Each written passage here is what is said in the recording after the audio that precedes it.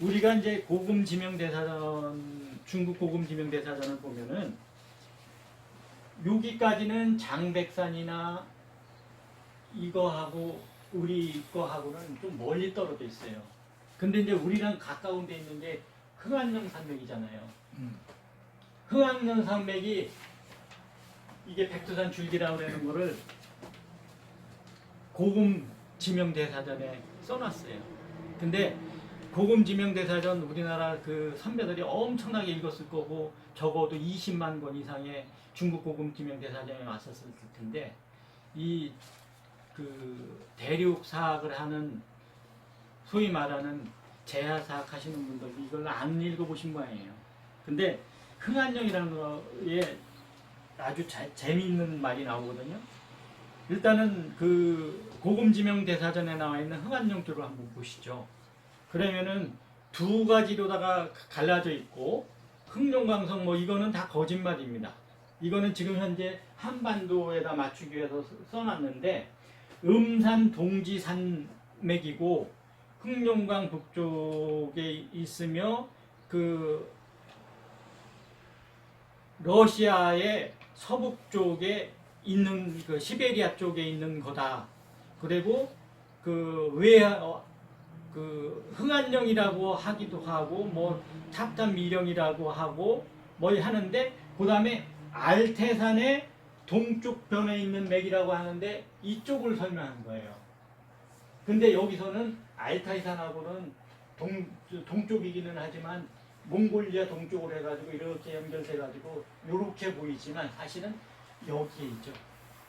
아까 송계가 말했던 살원령 사얀산맥이라는 거 있죠. 영어로는 사얀산맥이고 한자로는 살언령이에요. 살언령. 알태산 동쪽이라는 말이 아주 결정적이네요. 네. 그러니까 요것도 진짜 그 자세히 보지 않으면 어느 부분은 여기를 설명했고 어느 부분은 이쪽을 설명한 거예요. 그래서 여기 알타이산 동쪽에 있는 그 산맥이라고 하는 거를 해놨고 흥안령은 본디 만주어로 금아림 그러니까 금산이죠. 그쵸? 알타이산을 갖다가 금산이라고도 합니다. 그래서 이렇게 해놓고서는 어떤 사람들은 요칭으로다가 동금산이라고도 하고 별칭으로는 알태산이라고 하는 거예요. 이건 진짜예요. 그러니까 가짜하고 진짜를 섞어가지고 중국 고금 지명대사전에 설명해놨는데 이걸 갖고서 알타이산을 못 넘어오는 사람들이. 근데 더 재밌는 거는요. 김씨가 다 이죠. 장백산이라고 그러는 거 제가 이렇게 이제 조개를 해놨는데 과름, 민산연, 아림, 흥안령 어떤 관계가 있을까요? 이게 만주어 똑같은 말입니다. 만주어예요. 흥안령이라고 그러는 거 이 장백이라는 뜻이고 여러분들 우리가 그 산맥이라는 거 하고 네?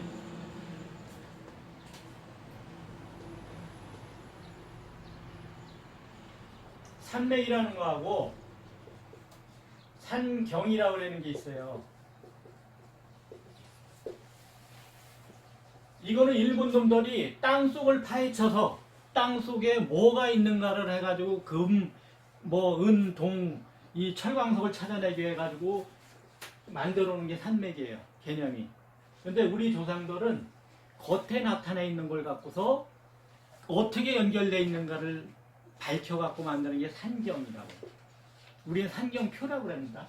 이 저기 지리를 나타낼 때.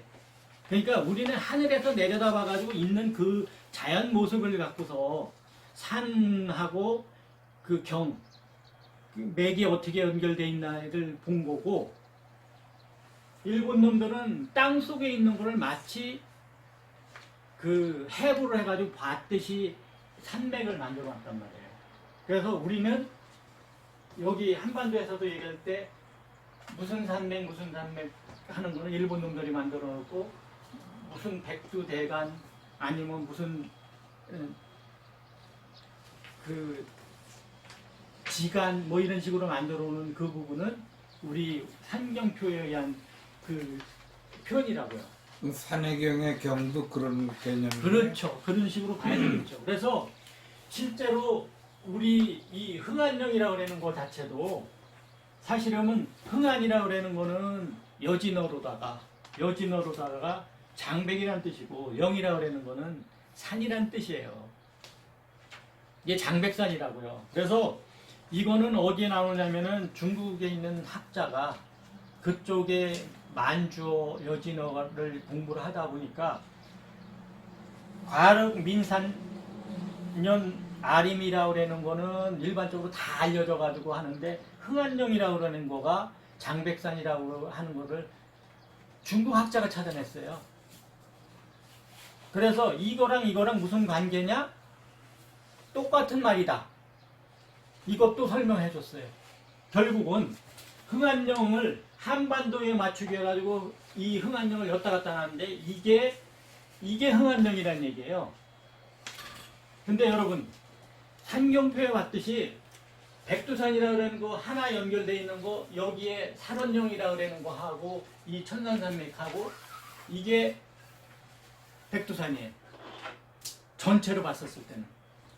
그리고 지금 이제 그 또 한 가지 여러분들이 연구해야 될 것 중에 하나가 여기 곤륜이라고 돼 있잖아요.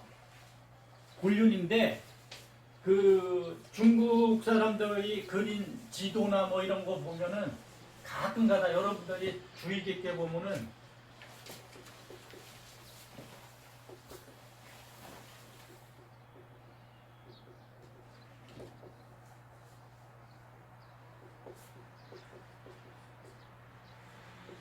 요거는 곤륜산맥이에요. 지금 현재 우리가 알고 있는. 근데 여기다가 고곤륜이라고 그려놓은 지도가 있는 게 있어요. 결국은 이게 곤륜산맥. 아까 곤륜 얘기했었죠? 이게 곤륜산이죠. 이게 백두산이면서 곤륜산이 되는 겁니다.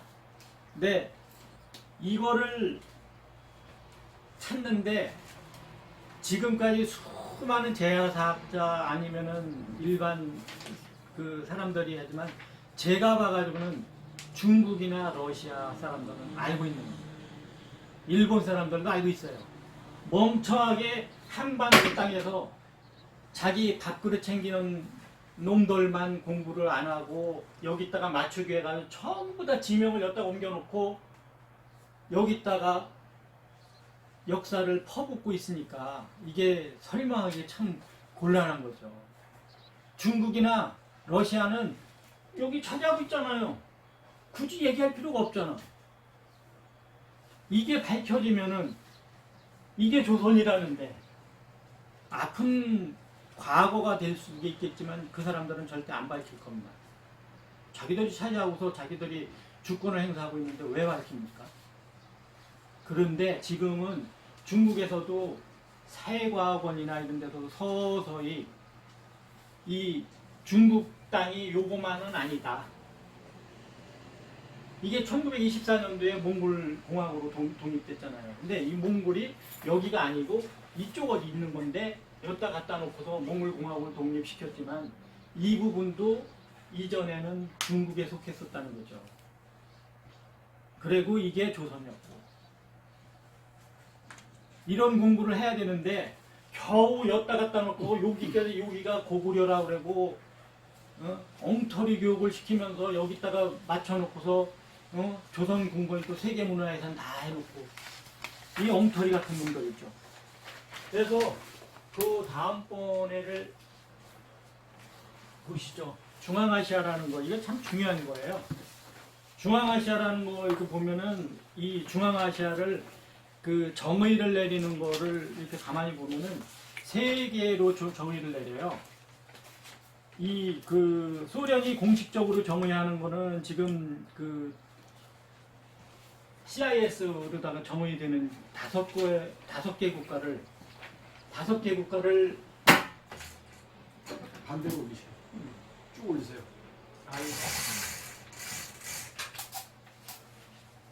CIS 여기만 중앙아시아라고 그러고요.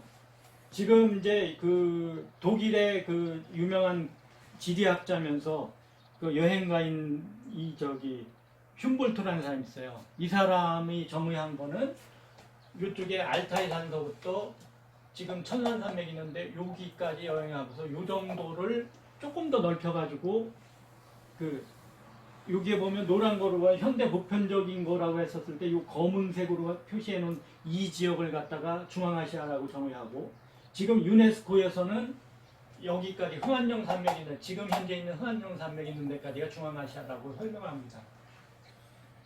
여러분들 유네스코가 뭐 하는데요? 유엔 산하에서 그 고적이 어디 있고 어디에 뭐 있다고 그러는 걸 확정시켜 주는 거 하잖아요. 유엔이라는 게 세계 단일 정부를 만들기 위한 노력을 하는 데가 유엔이에요. 이런 거는 이제 다른 거랑 이제 연관시켜가지고 여러분들이 상상을 해보시고 유엔이라는 데가 여기까지 오면은 여기서 끝나야 될 중앙아시아를 갖다가 흥안령 산맥이 있는 데까지 정의를 해가지고 중앙아시아라고 정의를 해놨잖아요.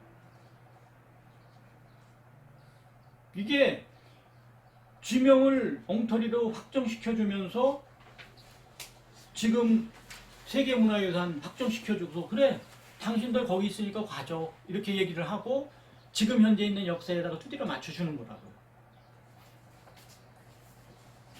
세계문화유산으로 저기 그 남한산성을 해주고 창덕궁을 해주죠. 그래 거기 있었으니까 거기도 갖고 만족해 그거죠. 중앙아시아 정의도 마찬가지예요. 유엔이 정했다 그러는 걸 유네스코 정의로다가 봤었을 때는 흥안령 산맥까지 오는 거가 맞는 거예요. 그 유네스코 정의는 역설적으로 흥안령 산맥을 동쪽으로 이동시켰다는 걸 그렇죠. 증명해 주는 거죠. 그러게. 그러니까 이 부분을 아까 막 저기 설명드렸듯이 백두산이 여기로 왔었을 때는 여기가 중앙아시아가 된다는 얘기죠. 그렇지. 그래서 그 나중에 뭐 시간이 되면은 humboldt가 쓴 책을 한번 보세요. 이 책을 보면은 이분이 쓴 게 코스모스라는 거 해가지고 엄청난 방대한 그 물량 다섯 권인가 뭐 그 책을 썼죠. 그 책에 또 일부 설명이 됐을 테고 이 중앙아시아라는 거를 최초로 정의하는데 그 일조를 한 사람이 흉볼트니까 흉볼트의 중앙아시아 정의를 보면서 우리 역사의 지명이 어디에서 어디로 이동됐는가를 한번 좀 생각해 보셔야 될 게 있고 그 다음에 이 백두산이라는 게 이렇게 좀 확정이 됐을 경우에는 중요한 게 뭐냐면 요동요서가 확정이 돼요.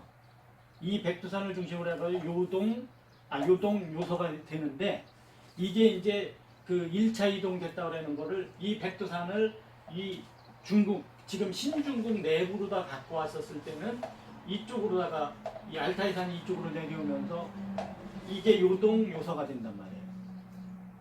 요동 요소. 예. 그랬다가 이제 이게 3차 이동되는 건 어디로 되느냐면은 지금 이 황하 있잖아요. 황하에 동서로 해가지고 요 하란산맥이라는 데 있어요. 여기를 중심으로 해서 란주까지 연결되는 거로 봐가지고 여기가 요동 요소로 이렇게 나눠지는 게 있다고 해요. 지금 현재 고금지명 대사전을 봤을 때는 여기에 포커스를 맞춰가지고 설명하는 게 엄청나게 많습니다. 그리고 이제 지금 4차로 이동된 게 한반도 쪽으로 이동된 거예요.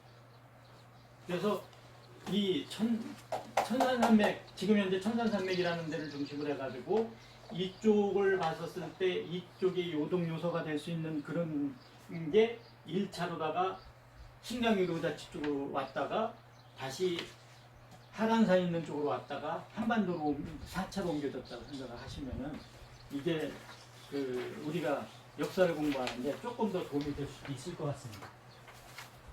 그 다음에 이제 이게 그 알타이산이에요. 이거는 지금 그 이 사얀산맥의 제일 끝쪽에 이쪽이 있죠. 그래서 이제 이쪽에 동사얀, 사얀, 서사얀, 그 다음에 천산산맥이 이렇게 연결돼 가지고 이게 이제 백두산 안에 최고봉이 되는 거니까 요거는 참조하시면 될 것 같아요. 자, 그러면 이제 한반도에 대해서 한번 보시죠. 이게 이제 1939년도 중국에서 나온 지도입니다. 중국의 중화민국 분성신도 이렇게 돼 있는데 이 중화민국 분성신도에 보면은 요 대한민국 지도가 있는데 대한민국 지도 옆에 그 빨갛게 된 거를 제가 확대해 갖고 보여드린 거예요. 여기에 보면은 이거 그 설명이 1876년 독립으로 돼 있잖아요. 1876년도 그러니까 이 전체 대륙에서 요거를 독립을 시켰다는 것 같아요. 그러니까 우리가 그 잘 생각해 보면 강화도 수조약이라는 게 1876년이잖아요. 이때 조선이 여기저기 그 열강들에 굴복을 해가지고 이 땅을 떼어내줬다는 거로다가 저는 보입니다. 그리고 그 밑에 보면은 1895년 일본이 점령했다고 나와요. 이미 1895년도 그리고 우리가 잘 알다시피 1896년도에 고조황제가 대한제국으로다 선포를 하잖아요. 대한제국으로 선포를 하는데 웃기는 게 뭐냐면 1895년도에 일본이 점령하고서 고종이 대한제국으로 선포를 한단 말이에요. 이게 그 여러분들이 잘 연구를 해보십시오. 1876년도에 강화도 수조약 때 이게 독립됐다? 그러면 그때 한반도에다가 옮기기 위한 작업이 이미 됐다? 그 다음에 1895년도에 일본이 점령하고 난 다음에 일본이 이 조선을 차지했다며요. 그래 놓고서 그 고종 황제의 그 왕조실록을 쓸 때 대한제국을 선포했다고 가르치도록 만드는 거 아닌가 생각이 됩니다. 왜냐면은 생각을 해보세요. 이전에도 황제였고 그 고종이 죽을 때까지도 황제였는데 이거를 한반도 조선사로가 만들다 보니까 이거를 없애야 되고 그러다 보니까 대한제국이라는 걸 만드는 거가 아닌가 생각이 됩니다. 저희 할아버지가 조선이었고 지금까지 다 자기 아버지까지 조선까지 내려왔는데 자기 때에서 황제국을 칭하기 위해서 대한제국을 만들었다고요? 아닐 겁니다.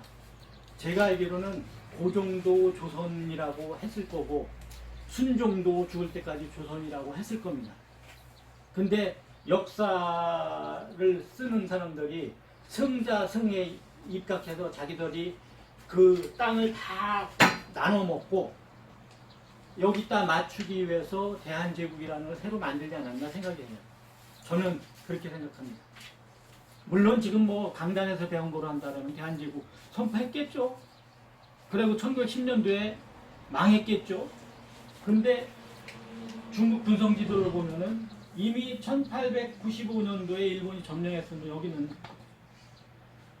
한반도는 적어도 1910년도에 한일합방이 된 거는 아니란 얘기죠. 이게 중요한 지도예요. 이거 인터넷 들어가서 보시면 중국 분성지도 한자로 쳐갖고 들어가 보시면 이 지도 나옵니다. 근데 조선이 황제국이라고 그러잖아요. 예. 그런데 고종이 뭐 유별나게 국호를 대한제국으로 고치면서 칭제 건원을 했다는 거는 그 전부터 황제국인데 뭘 칭제를 하냐 이거예요. 그러니까 그거는 후일에 한반도 조선사로 마치기 위해서 그 역사를 왜곡한 거죠. 그거는 이제 그 개개인들이 더 연구를 하셔가지고 그 부분을 밝혀냈으면 좋겠습니다. 그리고 이제 그 다음 페이지 보시죠. 이게 이제 그 우리가 일반적으로 그 인터넷 들어가서 보면은 고지도라는 게 여러 가지 나옵니다. 고지도라는 거 나오는데 뭐 어떤 거는 1800년대 만들었다, 어떤 건 1900년대 만들었다 하는데 이 주요 구심점이 되는 그런 것 중에 하나가 이 지도를 보시면 이거 언제쯤 만드는 것 같습니까? 이 고지도라고 나오거든요.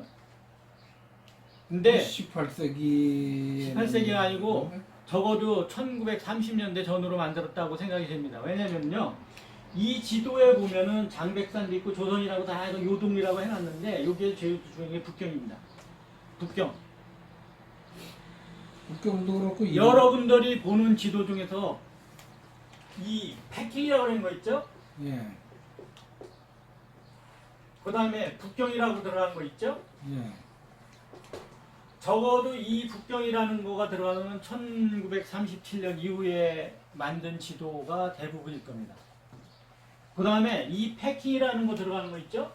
이거는 1884년도 정도 이후에 만든 지도에는 패킹이라는 지도가 영어가 들어갑니다. 왜냐고요? 이 패킹이라고 하는 거가 쓰인 데가 언제냐면 1884년 정도 돼서 확정이 됩니다. 그런데 이게 북경이나 그 패킹하고는 동일어는 아니에요. 근데 요거는 여러분들이 그 본초자오선이라고 그러는 거 공부를 한번 해보세요. 이전에는 중국이 낙양이라는 데 아니면 서안이라는 데 중심으로 해가지고 자오곡도 있고 자오산이라는 게 있어요. 그런데 이때만 하더라도 여기는 중국 기준으로 해가지고 여기가 영도가 됐겠죠, 그렇죠? 그런데 이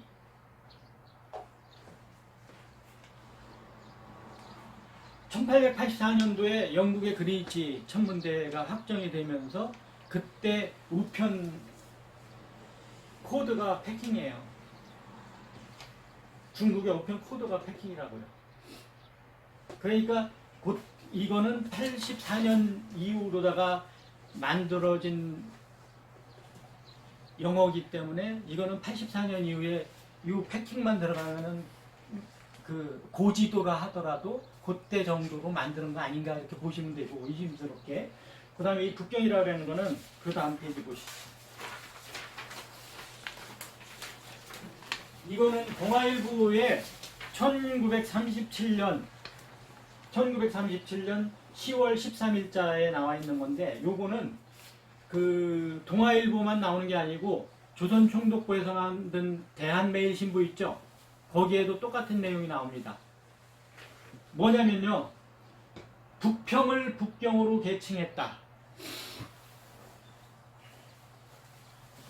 여러분 이 북경이라고 하는 거 역사를 배우면요. 북경이라고 하는 거가 명나라 영락제 때 이 남경에서 북쪽으로 쳐올라가 가지고 북경이라고 지칭했다고 하는 부분이 있고 1911년도에 송문이 남경에 정부를 만들고 남경 만들고 북쪽에 지금 현재 북경을 북경이라고 했다고 하고 하는데 송문이 그 당시에 국가를 제대로 만드는 것도 아니에요. 여러 사람들이 추대를 해가지고 손문이 1914년인가 죽을 때까지 이 부분을 제대로 다 못했어요. 그런데 지금 이제 대만 정부나 아니면 신중국이 이걸 차지하고 나가지고 여기다 북경이라고 해놨지만 실제로 1937년도에 북평이라는 지명을 북경으로 확정시켜가지고 세상에 태어난 게 북경입니다. 그러면은 이 북경이 들어가는 지도는 적어도 1937년 이후에 만들어 놓고 고지도라고 하지 않았을까요? 그래서 이런 지도도 여러분들이 보시면서 그 고지도라는 게 적어도 이 세상에 태어난 게 언제쯤이라는 거를 좀 가늠을 해보면서 공부를 하시면은 역사 지명을 좀 더 쉽게 공부하지 않을까 이렇게 사료가 됩니다. 오늘은 일단은 제일 중요한 게 백두산이죠. 백두산이라는 게 어디쯤이 됐었던가 하는 거는 디테일하게 하는 건 여러분들이 하나하나 공부를 하면서 하지만 적어도 큰 범위에서는 알타이 산이 백두산이다. 근데 이 영역이 어디 정도 되는가 하는 거는 보는 사람들이 원래 이게 몇천 킬로 되기 때문에 이 부분을 장님 코끼리 만지기식으로 어떤 사람은 이쪽을 봤을 거고 어떤 사람은 서쪽을 봤을 테고 하니까 이 부분은 여러분들이 찾아 들어가면서 디테일하게 공부하십시오. 그렇지만 적어도 백두산은 여기라는 것을 방점을 찍으면서 앞으로 우리 역사 공부하는데 적어도 대륙조선사의 중심지는 여기라는 걸 생각하고서 공부를 해 주셨으면 좋겠다는 것을 마지막으로 오늘 강의 마치겠습니다.